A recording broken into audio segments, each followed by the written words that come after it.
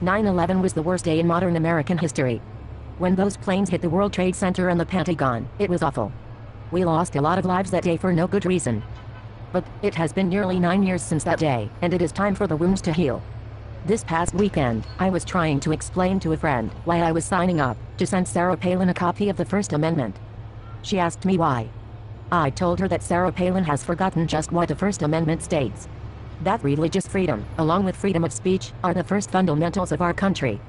Sarah Palin, along with some other Americans, is against an Islamic center being built blocks away from Ground Zero. My friend said that she was against the idea as well.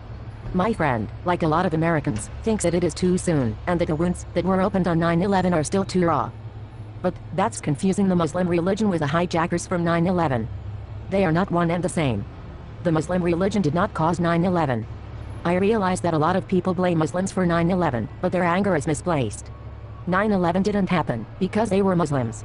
9/11 happened because they were terrorists who hate America.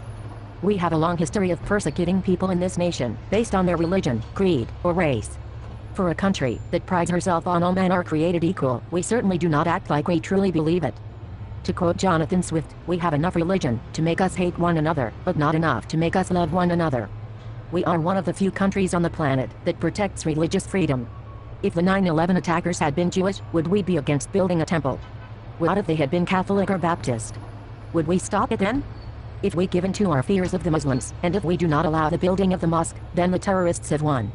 They will have scared us into giving in to fear and hatred and turning our backs on the Constitution of the United States of America. Every time we bend the Constitution and give up a piece of our freedom, the terrorist has won. By fighting against a mosque, we are making it easier for the terrorists to recruit others. They can point to the newscasts and let Muslim youths believe that we hate them. If you love this great country as much as I love this great country, don't let the terrorists win. Let the Muslims build their mosques. Let us all stand behind our Constitution and tell the world that we will not lose our rights. We will not be ruled by fear and hatred. I am the Angry Lesbian, and I support the First Amendment of the Constitution of the United States of America.